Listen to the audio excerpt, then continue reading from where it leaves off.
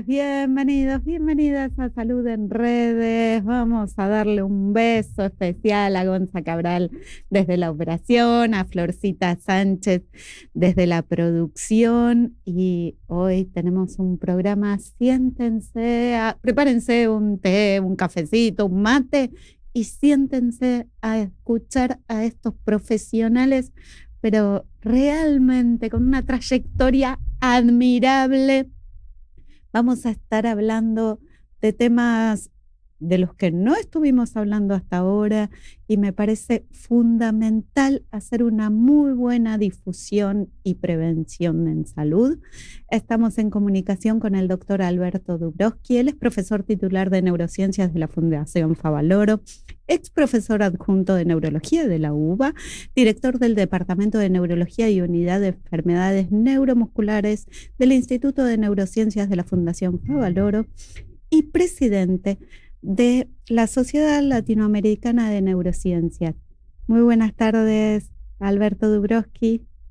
Hola, buenas tardes, mucho gusto. Encantada. Yo soy Marina Alperín. Por nada. Yo soy psicóloga, un poquitito de neurociencias podemos hablar, pero la verdad que de enfermedades neuromusculares voy a preguntar desde el total desconocimiento, así que perdón. Entiendo o deduzco, no sé, que se trata de enfermedades o de patologías de los nervios que manejan o controlan los músculos. Pero así es. Yo tengo un poco de eco. A ver, a ver ahora. Dice. También, ustedes estarán escuchando no. Ladrar a mi perro. Sí, vamos a saludar también. Bueno, ok. Ya se calmó. Sí, nosotros escuchamos perfecto. Bueno, ok. Ahora desapareció el eco. Bárbaro. Bueno, bárbaro. Eso sí, porque la ELA es una enfermedad neuromuscular. Y una enfermedad neuromuscular es una enfermedad que afecta lo que llamamos la unidad motora, que es bueno para después entender lo que sigamos hablando. Sí. ¿Qué es la unidad motora? Es la célula nerviosa que tiene un cuerpo, ¿sí? La famosa neurona, ¿sí? Sí. Esa emite un cable que es lo que llamamos el axón. El axón, sí. La neurona motora inerva una cantidad de fibras musculares. Entonces, entre muchas motoneuronas, sí, son capaces de inervar un músculo entero, ¿se entiende? Entonces, cada una de esa unidad compuesta por motoneurona, axón, fibra muscular, a eso llamamos unidad motora. Entonces, hay enfermedades de la unidad motora de diversas, hay enfermedades que afectan las fibras musculares nada más, sí, pero no afectan la neurona. Hay enfermedades que afectan el axón, nada más, que es el cable que une el cuerpo de la neurona con... Esas son las neuropatías periféricas. Sí. Hay enfermedades que afectan la unión entre el axón, el cable, y cada una de las fibras musculares. Estas son las enfermedades de la placa o de la transmisión neuromuscular. Sí. Y están las enfermedades que afectan la motoneurona en sí misma.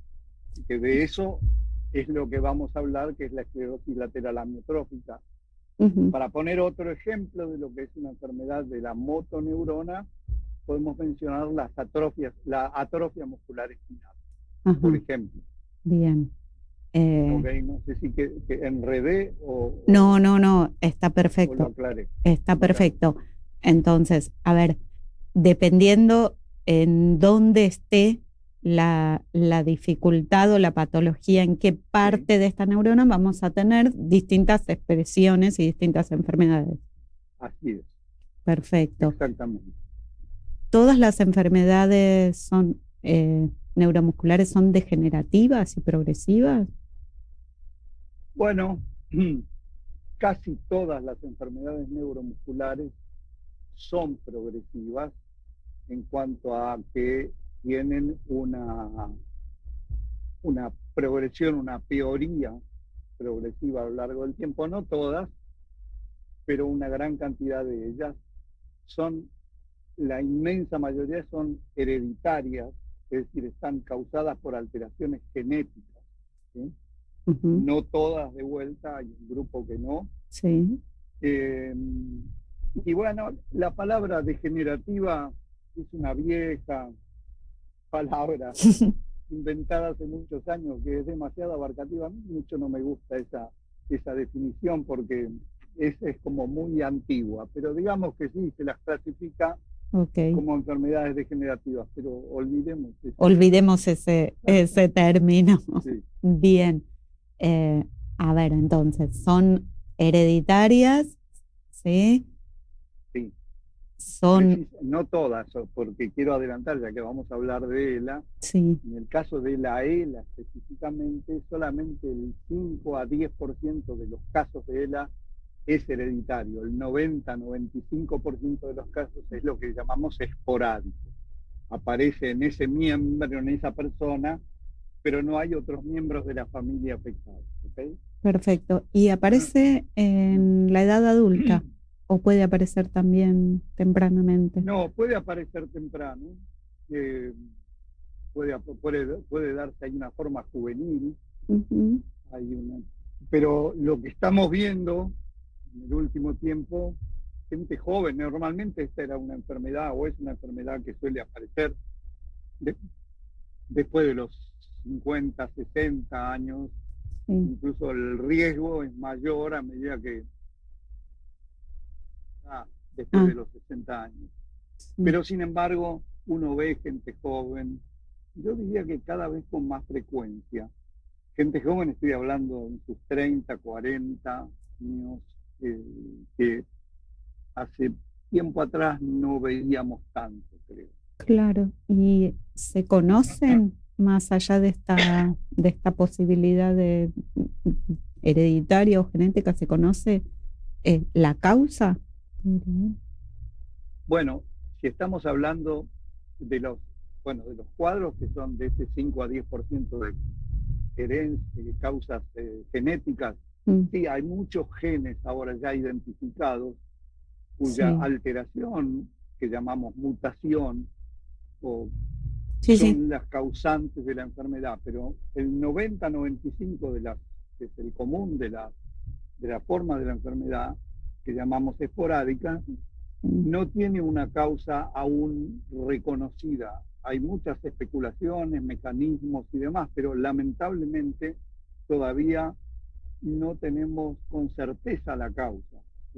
Y podemos decir, todos los que trabajamos hace un tiempo en esto, estamos seguros que no hay una causa, que esta ha de ser una enfermedad probablemente multifactorial. Multifactorial. Donde intervienen diversos factores.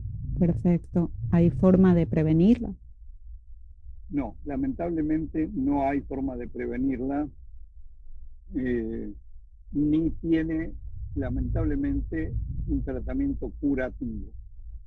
Y aclaro esto que dije, tratamiento curativo, porque uno tiene que diferenciar curación de tratamiento. Hay montones de enfermedades que no se curan, y establecer esto claramente: incurable no es intratable. Exacto. Y a ver, qué sé yo, la diabetes no se cura, pero se trata con el hipotiroidismo, insulina, lo que sea. Es crónico. En realidad, si uno se empieza a pensar cuántas enfermedades se curan, son bastante pocas. Salvo alguna infección que se cura con antibióticos, o si usted saca un apéndice, curó la apendicitis, pero después la inmensa mayoría de las enfermedades se trata. Y el tratamiento apunta a dar cantidad de vida de los pacientes. Y esto es un aspecto tremendamente importante en esta enfermedad, a la que no podemos todavía curar. Perfecto. Y es muy limitante, ¿no? Es una enfermedad. Muy limitante, es una enfermedad, la verdad que es una enfermedad muy desgraciada, diría. Porque va incapacitando de manera progresiva y produciendo déficit motor, que bueno, si quiere podemos hablar de, no sé, yo estoy atento a sus preguntas. Sí, por favor, estoy escuchando con mucha atención. A ver, tengo otra pregunta, insisto, desde el desconocimiento. ¿El momento en el que se haga el diagnóstico nos va a permitir un tratamiento distinto o no? Bueno, esa es una gran pregunta. Depende medicamentos que disminuyen la progresión de la enfermedad. Sí. Especialmente uno de ellos que fue aprobado bastantes años, que es el Riluzole, así se llama, la droga, que disminuye la progresión de la enfermedad, no de manera dramática, pero disminuye la progresión de la enfermedad, y se supone que cuanto uno antes la comience, mejor va a ser el efecto a largo plazo en ese sentido, disminuir la progresión de la enfermedad. Pero no cura, ¿okay? Es decir, que no es que aborta el curso de la enfermedad o la cambia. Perfecto. Entonces, sí, no, digamos, el diagnóstico precoz es bueno porque además uno puede prever, pero lo importante es además conocer lo que va a venir. Es decir, el médico poder anticiparnos. Puede anticiparse a lo siguiente. Y en ese sentido es importante tener el diagnóstico precozmente. Por otra parte, estos pacientes en los inicios, ¿por qué se demora el diagnóstico? El diagnóstico se demora porque los médicos de otras especialidades no están muy expuestas. Esta no es una enfermedad tan frecuente, lo es para nosotros, sí, que vemos muchos pacientes, pero había un cálculo una vez que hicieron los ingleses, que dijeron, bueno, ¿qué chances tiene un médico clínico de enfrentarse con un paciente de estos? Y era uno por toda su carrera o dos. Claro, y nosotros vemos, qué sé yo, a veces tenemos tardes enteras de pacientes con él a uno tras de otro. Exacto. Entiendo que no es, a ver, ante determinados síntomas no es la primera como estructura o enfermedad que se le va a aparecer. Es baja. Claro. Entonces se pierde bastante tiempo y se gasta dinero. Sí. Y se hacen estudios complementarios que no arrojan resultados, y ahí hay una gran demora. El tiempo promedio de diagnóstico desde que el paciente percibe algún síntoma hasta que se llega al diagnóstico no es menor a los 16 meses, 15, por supuesto. Altísimo. Más o menos, pero esas son las estadísticas aproximadamente. Muy eso bien. tiene que ver con esta situación. Ahora, en el medio de ese tiempo, el paciente es sometido a otros tratamientos, se le piden otros estudios, cuando no, operaciones, es muy común, gente que es operada de la columna cervical o de la columna lumbar, porque se atribuyen los síntomas o los signos a afecciones de la médula espinal, o compresiones o hernias discales. Sí. Entonces eso demora el diagnóstico de modo significativo, ¿no? Perfecto. ¿Y cuáles serían los síntomas de ELA en una etapa muy temprana? Bueno, esto es bastante variable porque hay diferentes formas de presentación de la ELA. A ver, hay formas que la más habitual es por la pérdida de fuerza, que es lo que nota el paciente en general en una extremidad, en un brazo, en una mano habitualmente, o en las dos manos, o dificultades para caminar, pérdida de fuerza en las piernas. Esa es una forma de presentación muy común, diría la más común, la que empieza por las extremidades. Hay otra forma que es la que comienza por trastornos en el habla y en la deglución. Dificultad para tragar. Para tragar, para hablar o articular las palabras y tragar. Sí. Bueno, el ejemplo que yo menciono, a mí no me gusta, pero ya todo el mundo conoce la historia de Esteban Bullrich, que él empezó con esta forma, que lo que llamamos nosotros la forma compromiso vulvar, ¿no? Porque son las neuronas que están en el bulbo raquídeo, y el bulbo raquídeo que está acá atrás, por debajo del cerebro, es el que comanda, digamos, las funciones para tragar, para articular, lo que le da la inervación a los músculos de la lengua o de la deglución. ¿Okay? Entonces, cuando estas neuronas son las primeras en sufrir la enfermedad, se expresan entonces así, con dificultad para tragar, hablar, al principio. Eso se llaman formas vulvares, que es un porcentaje de 20-25% de los casos. ¿Okay? Sí. Bien, entiendo. Otras manifestaciones suelen ser, a mí siempre me da un poco de, a mí no me gusta asustar, porque la gente se asusta. Si yo digo, sí, los calambres, ¿quién no tiene calambres? Sí, aparte pero puede ser, qué sé yo, como la fiebre, no dicen nada en sí.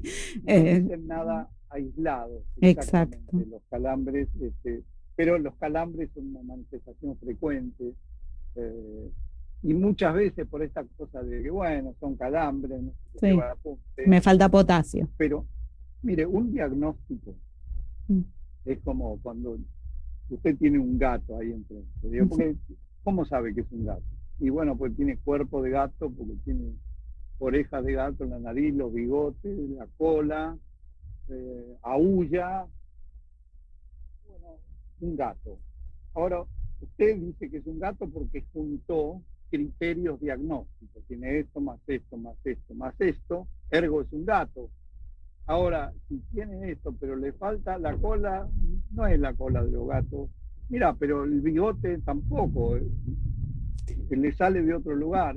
Bueno, entonces ahí empiezan los diagnósticos diferenciales y exactamente dudas diagnósticas. ¿Okay? Yo voy a destacar, algunas frases suyas. Al hacer diagnóstico, el profesional junta, hace diagnóstico diferencial, separa, y eso me parece que es lo distintivo, porque si no estaríamos haciendo un checklist, digamos, y podría, no sé, Google o la inteligencia artificial reemplazar la mirada profesional, y la mirada profesional justamente está formada para hacer esta diferencia entre, por más que tengo un listadito de síntomas o de signos, no me alcanza para toda la estructura de la enfermedad.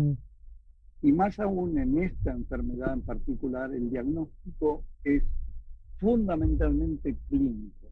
¿Qué quiero decir con esto? Que no es que hay algo que yo puedo sacar sangre, un estudio, claro, un anticuerpo.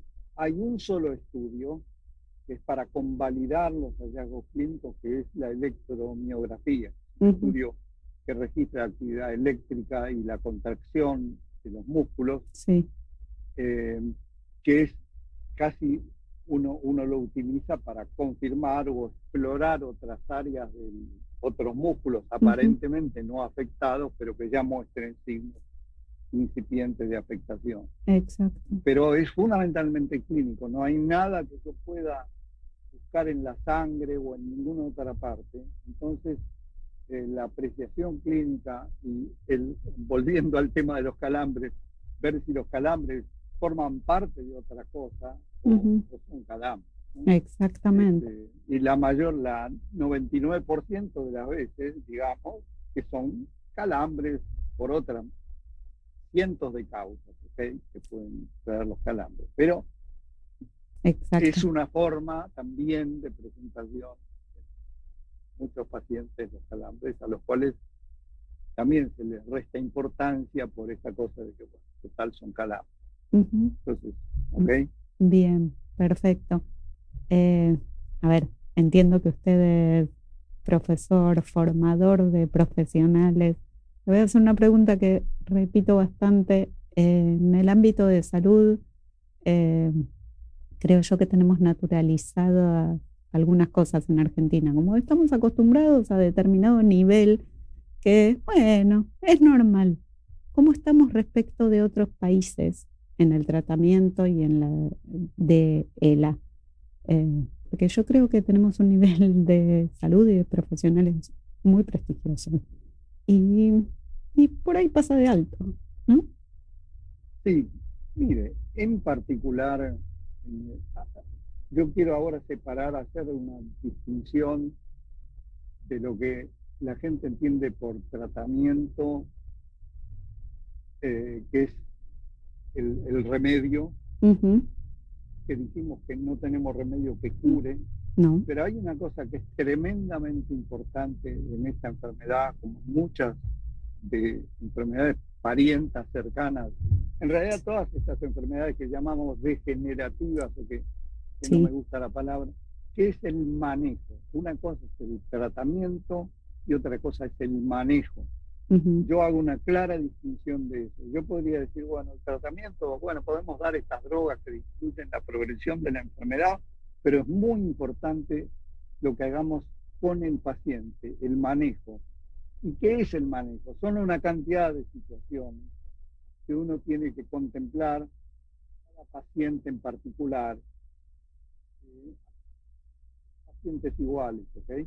Pueden tener síntomas parecidos o similares, pero el ordenamiento es todo diferente. No hay, ni tienen la misma evolución, ni tienen la misma afectación, primero una cosa, después otra. Por eso le decía que el médico tratante es un médico que tiene que estar alerta, tiene que conocer la evolución de la enfermedad, tiene que saber qué es lo que puede venir, qué es lo que debe vigilar para evitar las complicaciones. Y bueno, en ese sentido, un paciente acá puede estar tan bien manejado como en el mejor lugar de los Estados Unidos, pero eso depende mucho de dónde y quién y el expertise del equipo médico que lo trata. Y vamos a cerrar entonces con equipo médico. Imagino que para esta enfermedad en particular debe haber un equipo interdisciplinario y el tratamiento abarca distintas disciplinas, distintas miradas y distintas... Absolutamente. ¿no? Y digamos, o la gente no necesariamente tiene que estar bajo un mismo techo, digamos, eso es otro mito de que sí. Hay un centro con luces. No. Es decir, no necesitamos que estén bajo el mismo techo, pero sí que tengan la misma visión y que cada uno sepa cuál es la función que tiene que cumplir. Y sí, acá hay un tratamiento disciplinario porque intervienen distintas especialidades y supuestamente debiera ser el neurólogo, especialista, el médico tratante, que decida con quién tengo que consultar, qué momento, por qué, para solucionar qué. Total. ¿Okay? Exacto. Y para coordinar y encauzar este equipo, ¿no? Ponerse bajo el ala del neurólogo. Cuando el paciente requiere apoyo respiratorio o cuando necesita atención psicológica, primariamente, que eso ya que estamos hablando con usted, esto es mandatorio desde el principio, digamos, el apoyo, a veces medicación. Me imagino que sí, la familia. Medicación para la cosa del anímica es un golpe muy duro y bajo. Recibir este diagnóstico. Exacto. Eso también es otra historia sobre lo que hay ríos de tinta escritos, ¿no? La comunicación del diagnóstico de esta enfermedad. Eso lo comprometo para otro día porque es fundamental hablar de la comunicación de los diagnósticos y de la relación médico-paciente, la orientación a la familia, el acompañamiento, creo que es fundamental. Todo eso, ver también tema de salud, porque en el sistema de salud que supimos conseguir en este país, un paciente de estas características no puede ser atendido en 10 minutos o 15. ¿Ok? Porque tengo otros 20 personas esperando ahí afuera, porque me citan pacientes por hora, 4 por hora, o aún más. O peor, exactamente. En el sanatorio, en las obras sociales. Exactamente. Y estos son pacientes que requieren una atención especial, necesitan que se los escuche, y ahí sí se empiezan a utilizar medicaciones que pueden mejorar. Pacientes que, como le digo, pueden ser un poco distintos de uno a otro. Perfecto. Muchísimas gracias, doctor Alberto Dubrovsky. Pero un gusto enorme haber tenido esta conversación con usted. Muchas gracias. Gracias a ustedes por la invitación. Muchísimas gracias. Por nada, su servicio. Bueno, qué fuerte, ¿no? Escucharon todo lo que dijo el doctor Dubrovsky, interesantísimo. Y vamos a seguir con un programa, pero fundamental, interesante. Le voy a pedir a Gonza que nos ponga una partecita de un tema musical, porque voy a hacer pasar al doctor Alejandro Videla, clínico neurólogo, neumonólogo, y vamos a tener una conversación muy interesante. Resortes viejos de este amor que va, memoria hostil de un tiempo de paz, sin paz, narices frías de una noche atrás, besos por celular, las momias de este amor piden el actor de lo que fui,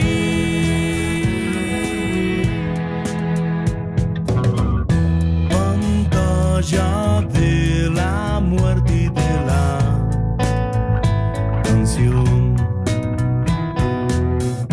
proyectos de un nuevo Bueno, muchas gracias, Gonza. Muchas gracias, doctor Alejandro Videla. Voy a leerles su presentación. No acostumbro a leerla, pero no me quiero perder nada porque es realmente impactante.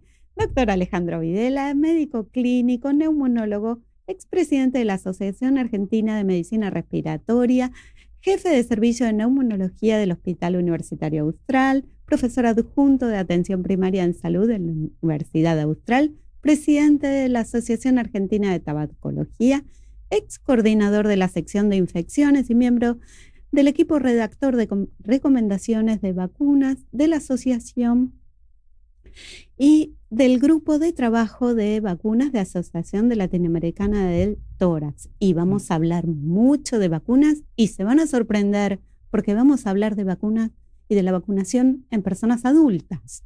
Estamos muy acostumbrados a hablar de la vacunación en niños, pero parece que es muy importante que los adultos también nos vacunemos. Exactamente. No, me encantó, gracias por la invitación. Me encantó muchísimo cómo estamos charlando del tema, porque hace unos años había una publicidad que se hizo muy popular en donde aparecían unos chiquitos que le acercaban al abuelo y decían: che, abuelo, vení y vacunate. Dando vuelta a lo que uno está acostumbrado, que es que sean los adultos los que llevan a los chicos a vacunarse.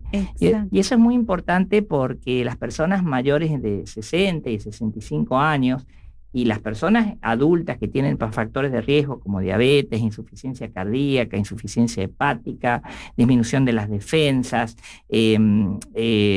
infección, personas que viven con el virus de inmunodeficiencia adquirida, todas estas personas en distintos grupos de riesgo tienen un gran riesgo de tener una enfermedad respiratoria. Múltiples enfermedades respiratorias infecciosas, eso incluye la gripe, incluye la infección por el neumococo, que le llamamos neumonía, la infección por el virus incisional respiratorio, la infección por el virus de la bordetela, el coqueluche, que también parece una infección tonta, pero para los adultos no es tan tonta. Ay, la tenía muy asociada a los niños y claro. Sobre todo a bebés muy chiquititos. Parece de lactante o de niño Exacto. de menos de un año, ¿no? Sí. No, pero son cosas que dan problemas. Es decir, nosotros los médicos que hacemos medicina respiratoria, que estamos asociados en la Asociación Argentina de Medicina Respiratoria, vemos muchas personas con asma y con enfermedad pulmonar obstructiva, que cuando se pescan, por ejemplo, una infección como por bordetela, que es el germen que causa el coqueluche o tosferina, se quedan con todo durante un mes. Esa tos como seca, esa tos como de perro. Fea de perro, que te cuesta respirar, que el pecho te silba, que es mucho peor todavía en las personas que tienen infección respiratoria, pero que también la pueden tener las personas que no tienen problemas, factores de riesgo. Es un problema, digamos. Y no hablemos nada cuando hablamos de gripe y de virus incisional respiratorio, que todo el mundo dice, bueno, son enfermedades que producen bronquitis, bronquiolitis, gripe, neumonía, pero nadie sabe, o no se sabe tanto, que esos virus producen infarto y producen fibrilación auricular y producen aumento de riesgo de accidente cerebrovascular. Entonces son patologías muy graves que las podemos prevenir si los adultos se vacunan, ¿no? Perfecto. El virus sincicial respiratorio lo tengo, perdón mi desconocimiento, como muy asociado a la campaña de vacunación de embarazadas, personas, ¿no? Mujeres embarazadas en las últimas semanas de embarazo y bebés chiquititos, lactantes. Exactamente. Porque eso, bueno, un poco, cuando vos vacunás, como no podés, hay escenarios en los cuales tenés que vacunar a todo el mundo porque no te queda otra, que es lo que pasa con el COVID-19, que ya me está olvidando el COVID-19 de hecho. Pero, por ejemplo, tenés escenarios en los cuales vos tenés que vacunar porque la situación es gravísima, tenés mucho riesgo de que la gente se muera o tenés una grave disrupción de la vida social, que es lo que nos pasó con la pandemia, ¿no? O tenés la posibilidad de decir, bueno, hay grupos que sí o sí los tengo que vacunar y hay otros que está bueno que se vacunen, pero que no pongo la vacunación como una cosa obligatoria dentro del calendario. Con el virus sincicial respiratorio, la que está obligatoria dentro del calendario es la de los embarazadas, porque así protegemos a los chicos, vacunamos a la madre para proteger al hijo, ¿no? Y eso disminuye mucho las bronquiolitis y las internaciones de neonatos en unidades de terapia intensiva. Fundamental, es la principal causa de internación de un neonato, de un lactante. Yo trabajo en un hospital grande y charlando con porque eso es lo bueno de los hospitales, que somos polivalentes, que charlas con los pediatras, los neonatólogos, y te dicen, no, mira, ustedes se enteraron lo que es vivir en situación de estrés cuando fue la pandemia, pero nosotros vivimos siempre así, siempre se nos llenan las terapias, nos quedamos sin cama, la pasamos re mal. Bueno, esa situación se va a disminuir, y ya se está viendo los primeros números de que disminuyó gracias a la vacunación del año pasado, que fue la pionera, ¿no? Pero también los adultos les pasan estas cosas, y por ahí uno está menos acostumbrado a saber que los adultos se tienen que vacunar también, los mayores de 60 y de 75 años, según la recomendación, son grupo de riesgo para vacunarse contra el virus sincicial respiratorio, y hace poquito el ANMAT dio la recomendación de que las personas con enfermedades crónicas, como la enfermedad pulmonar obstructiva crónica, el asma, toda esta que te decía, insuficiencia cardíaca, hepática, diabetes, defensas bajas, todos esos grupos de riesgo, los que tienen un tumor y estén en tratamiento con quimioterapia, todos esos grupos se benefician de vacunarse contra el virus sincicial respiratorio, porque les baja el riesgo de neumonía, les baja el riesgo de gripe, les baja el riesgo de eventos cardiovasculares y les disminuye el riesgo de mortalidad por todas las causas. Perfecto, y entiendo, y nos falta hablar de la otra función de las vacunas, que es hacer una barrera comunitaria para que no se transmitan determinadas enfermedades. Bueno, esa es una cosa buenísima que sacaste, porque yo me la estaba olvidando. Las personas que cuando te vacunas estás protegiendo al otro. Es una cosa, tiene un valor social la vacunación, ¿no? Y es lo que le hemos llamado, se hizo famoso en la pandemia el concepto de inmunidad de rebaño, ¿no? Que vos vacunás a la gente para hacer una especie de cortafuego, de proteger a la gente de más riesgo. La gente que convive, un típico ejemplo que yo lo veo un montón de veces en mi consultorio, viene el abuelo, me dice, estuve con mi nietito y ahora estoy mal yo. Sí, porque el nieto tenía un problema, un virus, y se lo pasó al abuelo, y a veces eso pasa porque los abuelos cuidan a los nietos, es muy frecuente en la sociedad en que vivimos. Sí. Bueno, eso es la manera en que las vacunas funcionan como cortafuego, evitando que pase ese diseminarse de la persona que sale a trabajar a la persona que tiene las defensas bajas y que por ahí comparten un colectivo, ¿no? O del chiquito al adulto mayor. Eso lo podemos evitar. Y también por eso cualquier persona puede recibir una vacuna, por ejemplo, como la antigripal. Muchas empresas vacunan a su personal para que no falte. Los que estamos en personales, en grupos somos trabajadores de la salud, nos tenemos que vacunar para protegernos a nosotros y a los demás también. Pero hay montones de motivos por los cuales estar vacunados le hace como un bien global, es bueno para la salud pública global. Exacto. ¿Por qué los adultos somos tan reacios a vacunarnos? Bueno, hay varios motivos. Hay un primer motivo, te diría, que es la falta de percepción de riesgo. Es decir, una mamá tiene en la cabeza de que un chiquito tiene que vacunarse porque el chiquito se le enferma y lo ve, y ve que tiene fiebre, y es una cosa evidente. El adulto a veces normaliza el no estar bien, normaliza que está bien que me enferme, y a veces no dimensiona que esto puede salir mal, y que puede progresar a una neumonía, puede progresar a una internación en terapia intensiva en unidad coronaria por un evento cardiovascular, o por ahí no lo conocen tanto. A veces una parte también la tenemos nosotros de culpa a los médicos, estamos muy recargados de trabajo y muchas veces nos olvidamos, y si uno tiene que indicarle, como lo que hacemos nosotros, los que hacemos medicina respiratoria, que le tenemos que indicar 5 o 6 vacunas a una persona, hasta en la conversación se nos hace difícil. Exacto. Y hay un pequeño factor. Argentina afortunadamente es un país donde la gente confía en las vacunas. Hay una encuesta de la Fundación Bunge y Bor que demostró que la confianza en vacunas en nuestra población es elevada, pero así todo, un poquito, vos ves algunos sectores donde se mete esta historia de no, lo que me va a hacer la vacuna, que dicen, bueno, esa historia del discurso antivacunas también un poquito se ha metido. Y eso no lo podemos negar tampoco. Pero si uno junta todos estos factores, y hay un factor que a veces no le damos la importancia que deberíamos, que es el problema del acceso. No todo el mundo tiene un acceso fácil. Si yo tengo que ir 2 veces a vacunarme, o tengo que ir por una cobertura médica a vacunarme en un lugar y por otra cobertura médica al otro, y en otro tengo que pagar, eso también conspira. Y eso son las explicaciones de que las tasas de vacunación sean subóptimas. Perfecto.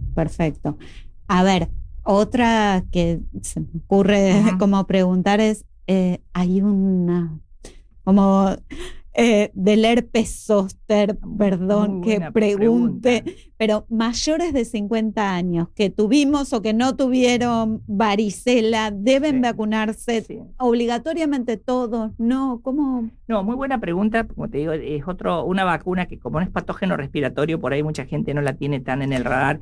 Y los que hacemos, un jefe mío y profesor mío, el doctor Luna, suele decir que los neumonólogos somos los pediatras de los adultos porque nos ocupamos de todas las vacunas, más allá de la vacuna contra la hepatitis, sacamos la duda de la vacuna del dengue, y hablamos de la vacuna del herpes zóster, que es la culebrilla famosa. La culebrilla. ¿No? Sí, pero la culebrilla no es ninguna pavada, porque primero es muy común, 1 de cada 3 adultos mayores de 50 ha tenido algún episodio de estos. Es muy doloroso.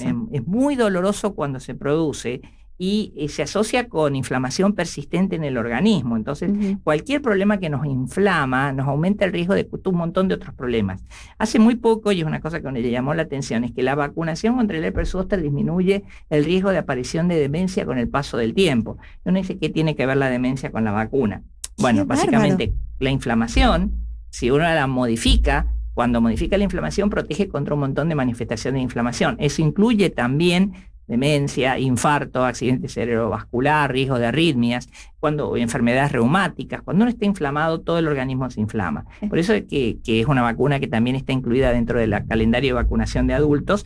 Esas son 2 dosis, por eso a veces es más difícil instrumentarlo, pero la verdad es que tiene mucho sentido que también la gente se vacune. No solo me protejo contra el herpes zóster, que es doloroso y que puede producir una neuralgia posherpética, que es muy difícil de manejar, sino también me protejo contra el estado de inflamación que inducen las infecciones no controladas. Qué bárbaro. Bueno, y me voy un poquitito para la parte, voy a apelar a la parte de neumonólogo. Estamos muy acostumbrados a naturalizar ciertos síntomas respiratorios, ¿no? Como, bueno, es porque tomé frío, es normal tener gripe, como si, no sé, a minimizar me sale, como a menospreciar algunas patologías. Sí, no, eso que decís es mucha verdad, es una gran verdad lo que vos decís. El otro día estaba escribiendo en la historia clínica de mi hospital y es que puse tos y en el buscador de textos me salió tos del fumador, ¿no? Como que parecía como un diagnóstico normal que una persona que fuma tenga tos. Entonces, claro. Yo conozco muchas personas que las vemos por primera vez en el consultorio y me dicen, no, tengo silbidos en el pecho, tengo una bronquitis o 2 bronquitis o 3 bronquitis por año, voy a una guardia, me dan corticoides un par de veces. Bueno, a ver, eso es una enfermedad inflamatoria respiratoria crónica, probablemente un asma. Otras personas que fumaron y que me dicen, bueno, yo la verdad es que cada día tengo un poquito más de falta de aire. Y es que los síntomas respiratorios son muy solapados, se van instalando de a poquito. Y salvo que la persona esté muy alerta y que los médicos estemos muy alerta, estas cosas tienden a pasar por debajo del radar. Hay un estudio, bueno, lo mismo que pasó en todo el mundo. Hay un estudio hecho en Argentina que mostró que el 80% de la gente que tiene enfermedad pulmonar obstructiva crónica no tiene el diagnóstico hecho. O sea, hay muchas, el EPOC. Exactamente, la famosa EPOC, que es el conjunto de enfermedades respiratorias producidas por el cigarrillo, que principalmente son enfisema y bronquitis crónica, o la combinación de las dos. El 80% de la gente que los tenía en un estudio epidemiológico que se hizo en Argentina no sabía que lo tenía. Les midieron la capacidad respiratoria, les dio mal, le hicieron un cuestionario y dijeron, bueno, esta gente no está bien, y no lo sabían. Pero eso pasa en todo el mundo, no es solo de Argentina. Qué bárbaro. Es increíble, la verdad que sí, que estamos... sí, a mí me sorprende eso, como que uno, sí, como naturalizar determinadas dolencias, no consultar con el médico especialista. Exactamente. Nosotros por eso, un anuncio, ya aprovecho para pasar el chivo, por favor. Es que las personas que tengan síntomas respiratorios que pregunten, es mejor hacer una consulta de más que de menos, y diagnosticarlos no implica procedimientos muy complicados. Muchos de estos problemas se diagnostican simplemente soplando en una máquina y viendo si tienen obstrucción bronquial. Una espirometría. Una espirometría, que es una prueba muy sencilla y no es dolorosa, no es riesgosa. Entonces, de hecho, nosotros en nuestros congresos ponemos una carpa y le hacemos espirometría en la calle a la gente, ¿no? Eso es una manera de dar a conocer también la prueba diagnóstica. Son cosas que pueden ayudar mucho a detectar una enfermedad, y muchas enfermedades respiratorias. Si vos le pones el tratamiento precozmente, evitás que progresen a formas graves, ¿no? Esto se ve en el asma, que vos podés inflamar los bronquios, y en la enfermedad pulmonar obstructiva, porque entre otras cosas vos podés a la gente ayudarla a dejar de fumar, y es el factor más importante que influye a que la función respiratoria no decaiga con el paso del tiempo. Sí, otra característica que me parece también muy asociada a las enfermedades respiratorias es la automedicación. Exactamente. ¿No? Es como altísimo. Bueno, tomo un ibuprofeno, no sé, me hago nebulizaciones con un broncodilatador y listo, corticoides, es alergia. Sí, nosotros normalmente recibimos en el consultorio gente que recibió 3 o 4 veces corticoides en el año. ¿Viste? ¿Cómo funciona esto? Bueno, pues mucha gente también reconozco que hay un problema de acceso, sobre todo después de la pandemia, nuestra especialidad en concreto está especialmente recargada, pero también hay gente que se acostumbró a decir, bueno, voy a la guardia y que me den un corticoidazo, yo mismo me lo compro y me lo administro y vamos funcionando por la vida. También es, una vez más, recordar esto, es una manera de salir adelante, pero es la salida peligrosa, porque los corticoides en altas dosis, mal regulados, tienen muchos efectos adversos en el organismo, sobre todo en la parte endocrinológica, que uno por ahí no la puede diagnosticar tan fácilmente. Entonces, si por el contrario ponemos un tratamiento que puede ser un corticoide, pero una dosis mucho más chica y en forma inhalada, nosotros podemos evitar tener que dar estas dosis de corticoides altas y afectar, que te complican la parte circulatoria, la osteoporosis, la función endocrinológica. Hay un montón de cosas que te pueden afectar negativamente y que si la persona se diagnostica la enfermedad y se la trata como corresponde, además porque puede tener otras enfermedades atrás y eso también tenés que estar atento. Perfecto. A ver, a modo preventivo, voy a destacar, dijo, no fumar, vacunación, diagnóstico precoz. Exactamente. ¿Hay algo más que podemos hacer para actividad física? La actividad física. Cuando uno habla de actividad física, todo el mundo se piensa en anotarse en un gimnasio. ¿Okay? Sí. No está mal. Primero que te salta a la cabeza. No la verdad es que tengo que hacer, mea culpa, debe hacer, no sé. Creo que 20 años que no voy a un gimnasio. No, yo hoy fue el gimnasio y yo venía pensando porque hacía 3 semanas que no iba, digo, bueno, la verdad que no, yo mismo no puedo predicar mucho con el ejemplo, pero no es toda actividad física necesariamente ir al gimnasio, o sea, 20 minutos de caminata diario eso ya es un cambio. Entonces, mucha gente a lo mejor lo que tiene que hacer es caminar un poco más, hacer un viaje menos en colectivo, a lo mejor un viaje menos en auto, tomar las escaleras en vez de tomar el ascensor. Ese tipo de cosas, aunque son mínimas, son pequeños cambios que pueden ayudar a agregar algo de actividad física cotidianamente, ¿no? Y el otro tema es...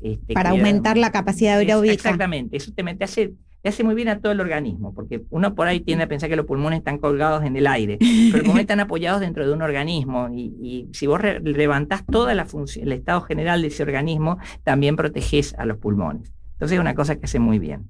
Perfecto, bien. Y entonces vamos, actividad física, obviamente no fumar, no automedicarse, vacunarse, hacer controles y consultas a tiempo. Exactamente.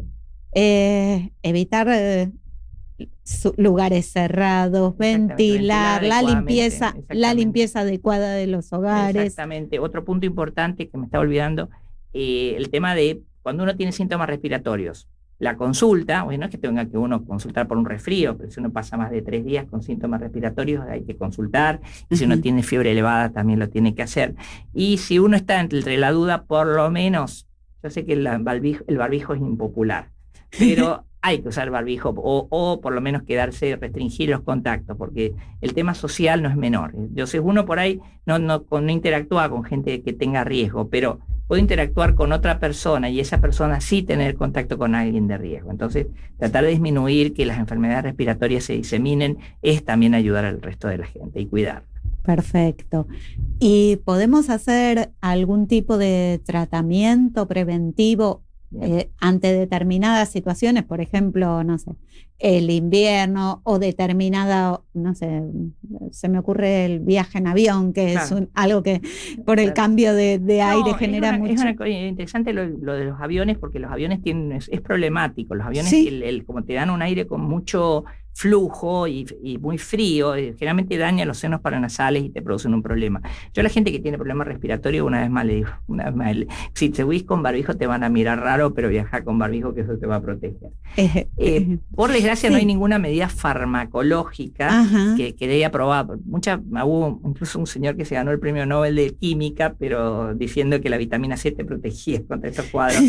Pero la verdad es que no tenemos una buena evidencia de esto. O sea, realmente no hay ninguna vitamina, ningún medicamento, ninguna cosa que nos haya probado que sea efectiva preventivamente. Pero todas las otras medidas generales que dijimos, la de los líquidos, tomar mucho líquido, caminar, estar atento a los primeros síntomas que aparecen, vacunarse, usar la medicación. Cuando uno ya tiene un problema respiratorio y tiene una medicación indicada, no suspenderla sin hablar con el médico, que es otra cosa que nos vemos mucho, ¿no? Porque hay gente que tiene problemas respiratorios, mejora por los medicamentos que está usando, y entonces dije, bueno, fantástico, lo suspendo porque ya no los necesito. Momento. A veces sí, está bárbaro, y los médicos en general preferimos suspenderle la medicación a la gente si no lo necesita, pero por lo menos se tiene que hacer supervisado, ¿no? Estar seguro que la función respiratoria sea la correcta, que las dosis que estamos recibiendo estén bien, que la persona realmente esté asintomática, porque vos mismo lo decías recién. Hay mucha gente que vive acostumbrada. Entonces, vivir acostumbrado a los síntomas, después lo que termina haciendo es que uno suspende las medicaciones y se cae todo, ¿no? Perfecto. Entonces, para cerrar y agradecer la visita, vamos a recordar, hay campañas de vacunación, podemos acercarnos a cualquier centro de vacunación, podemos ir consultar con un profesional para que nos indique, nos recete la vacuna indicada y aplicarla en farmacias. Exactamente. Sí, nosotros de la asociación estamos insistiendo mucho, nuestros asociados, que son los neumonólogos, gran mayoría de la gente que hace medicina respiratoria en Argentina, tienen un entrenamiento y un conocimiento en este tema, pero no somos los únicos, hay muchos médicos de cabecera, muchos médicos generalistas y clínicos que también pueden ayudar con esto. Los infectólogos son bastante entusiastas de eso. En general, el infectólogo no va cuando tiene un problema infeccioso, no va por una prevención. Sí. Pero bueno, también tiene mucha familiaridad con esto. Entonces, bueno, consultar y vacunarse, sobre todo vacunarse lo antes posible, porque por ahí yo he escuchado mucha gente que me dice, doctor, yo me vacuné y me engripé igual. Bueno, la vacuna muchas veces, la indicación no es para evitar la aparición de una infección, sino para evitar que se agrave. Y el otro punto es que la vacuna tampoco actúa inmediatamente, el organismo necesita un tiempo para reaccionar. Y si yo me vacuno en junio, que es cuando están todos los bichos, perdón que lo diga así, dando vueltas, lo más probable es que me pesque la infección antes de que la vacuna me haya hecho efecto. Mejor adelantemos la vacunación y nos demos tiempo para que haga efecto. Perfecto. Muchísimas gracias, doctor Alejandro Videla. Vamos a saludar a toda la gente que nos está escuchando. Le vamos a desear felices Pascuas a la gente de la comunidad cristiana, a la gente de la comunidad judía. Le vamos a desear Hag Sameach. Y para la próxima semana tenemos también a los que usan, creo que ortodoxos rusos, así también festejan las Pascuas una semana después porque tienen otro calendario. Les vamos a desear entonces felices Pascuas a todos. Muchas gracias y nos volvemos a encontrar el próximo jueves a las 14 horas en Salud en Redes.